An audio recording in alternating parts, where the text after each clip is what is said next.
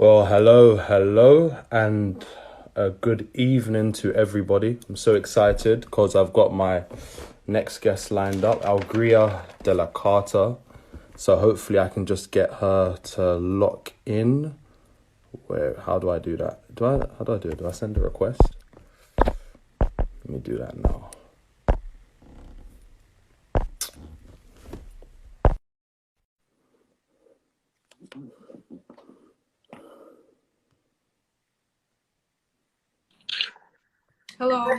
Hello, Hello. Good evening. How are you? I'm fine, thank you. How about you? I'm okay. The crown's looking powerful. Thank you. Listen, I wish I could grow my hair like that, but unfortunately, I cut it all off. But no, I was gonna introduce you, but I think I'd rather let you introduce yourself to my audience here, who I've obviously put your stuff out there, but I just wanted you to introduce yourself to everyone that's gonna be tuning in. Okay, so obviously, do you want me to do it now or? Yeah, go ahead, go Okay. ahead. Obviously, I'm Allegria, as some of you already may know, and I'm 16. I'm from Manchester, and yeah, like it's just me. Well, so I've seen from your page, because you and I, again, we've never met in person. I connected with you via Instagram because of what we're going to discuss later to do with your TikTok, what you suffered on TikTok via racism. But Mm-hmm. I know that you model, and I know that you do a lot of Black activism, which is something that a lot of young people nowadays have really and truly picked up. And I guess I want to start by finding out, when did you start to become an activist, and why has it become so important for you? Obviously, I always start my sentence in obviously, sorry.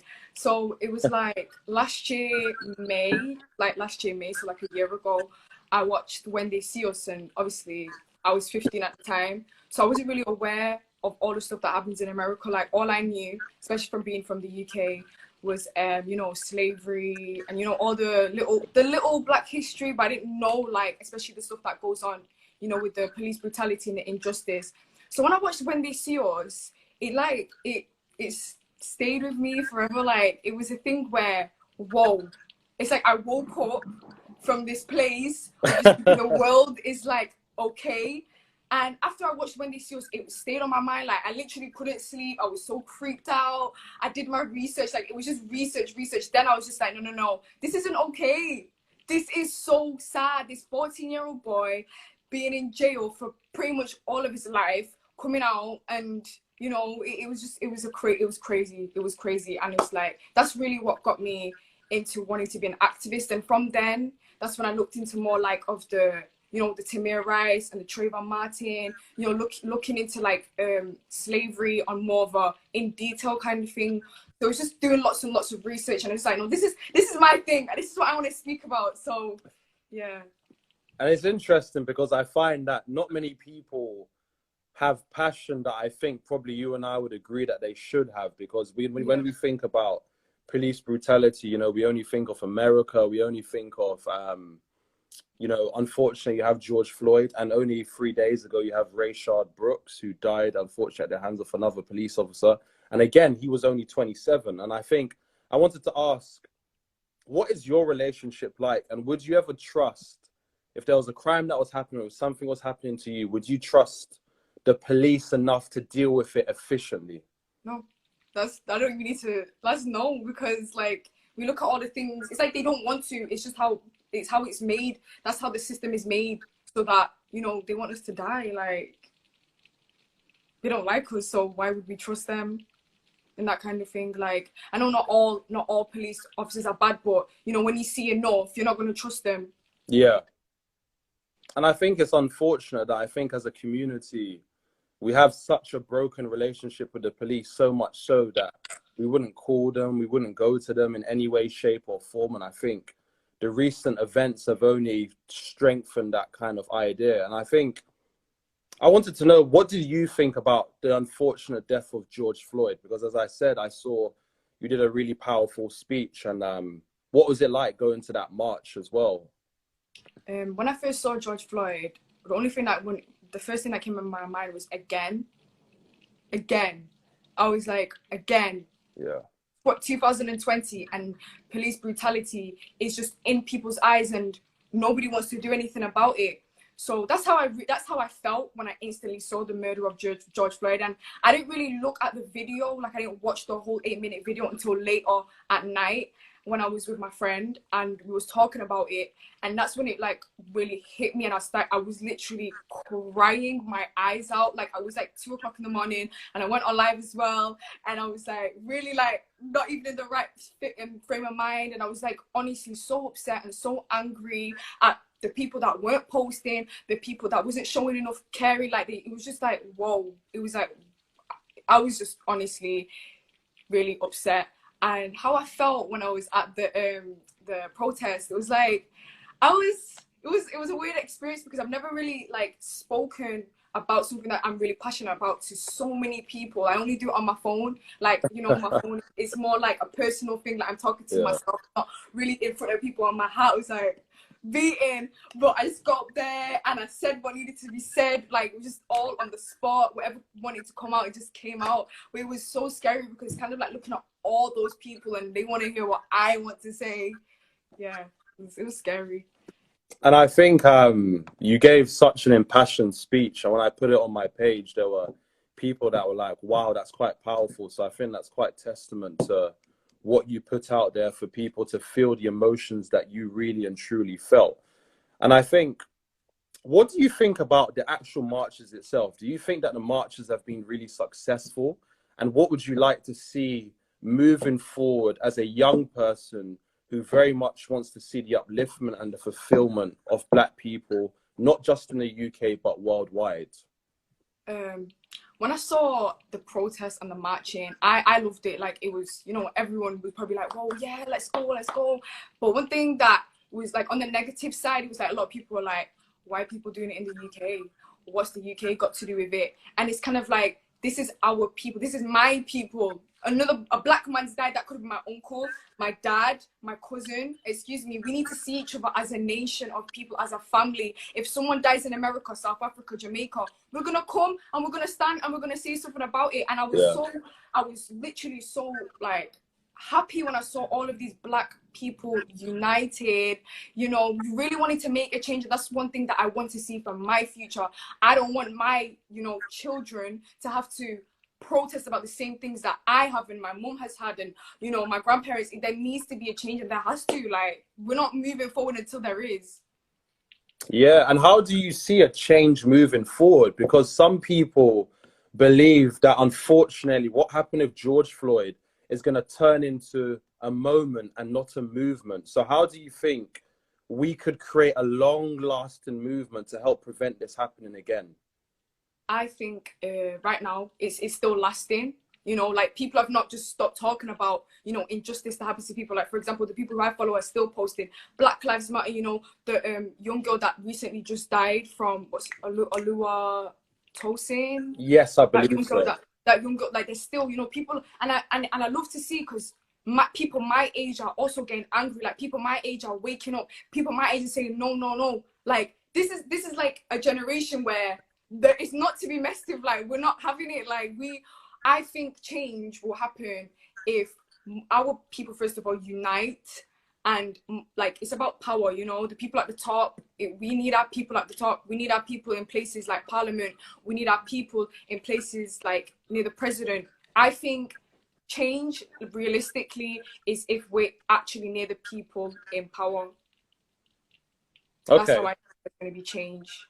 But that is like obviously in a more systematic kind of way. But I don't think there'll be any like dramatic change if the people at the top don't actually want to listen to us.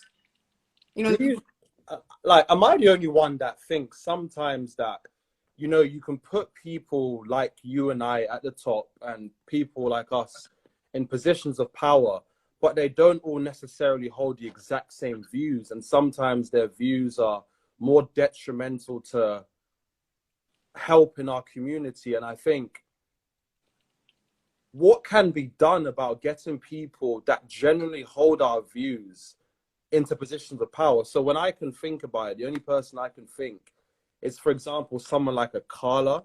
I'm not sure if you recently Oh saw. yeah, that man, yeah, the mixed Yeah, race. like recently I saw his live and people were asking him that why is he not into politics? And he said he doesn't think politics is for him.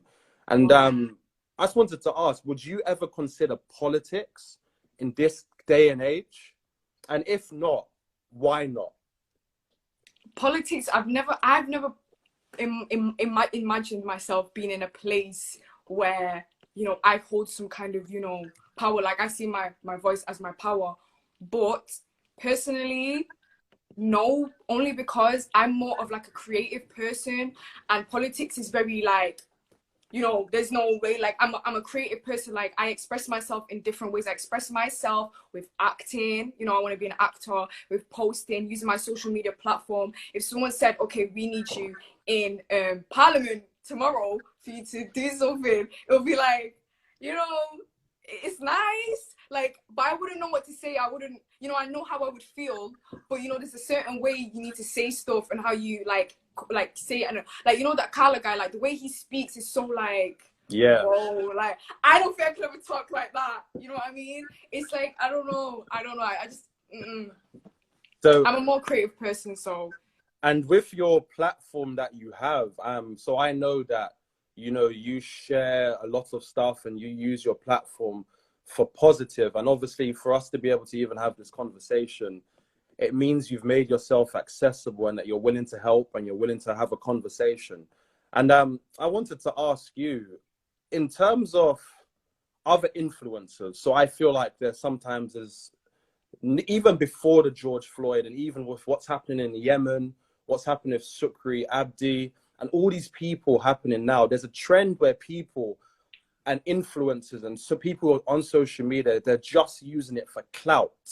And how can you tell when people really care about the cause compared to when people are just doing it because it's trending, because it's a hashtag?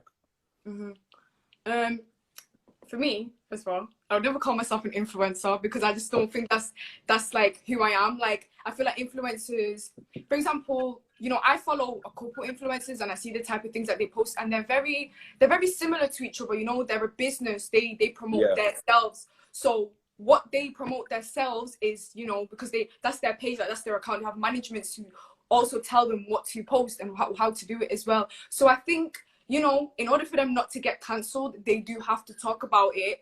But I don't think I wouldn't say it's not their duty, but if they're not passionate about it, I don't think we can really say, oh yeah, why don't you care enough? Why don't you care enough? Because we don't know how someone is feeling outside of Instagram, and because their life is so much in the media and just out there, and everyone watching what they're doing, it's kind of like, where's your me time? You know, you don't know what they could be doing. They could be giving donations and signing petitions, but because they don't show it and they're not saying it, it's like they're not doing anything. But you know, I feel like with influencers, at the end of the day, it's them. And if they don't want to talk about it as much, we can't really say you're not doing enough, because at the end of the day, each to their own. Everyone has their own kind of life and how they want to put stuff across. Yeah, no, and that's a fair point. I think a lot of people think people don't care, and you made a good point that management sometimes stops them, because at the end of the day, it is a business, and what else can be done with that? And I think my next question, it leads me on to my next question. So you have the platform that is TikTok, and if you could explain to everyone that's watching now and everyone that will be watching what happened to you on TikTok, and you can make it as long as you want, because that's how I found your page. I found your page via a lot of people what had happened. From that, And when I saw it, I thought it represented the darkest parts of British society. So I want you to explain to people, could you tell us what happened? Okay, so once upon a time, so obviously it's like I'm an activist, so if I see something that I don't like, I'm gonna talk about it. I don't care who's watching. I felt this girl called Lacey, she made a video and she was lip syncing to the song Brown Skin, Pretty Brown Eyes, and she pointed at herself, and it made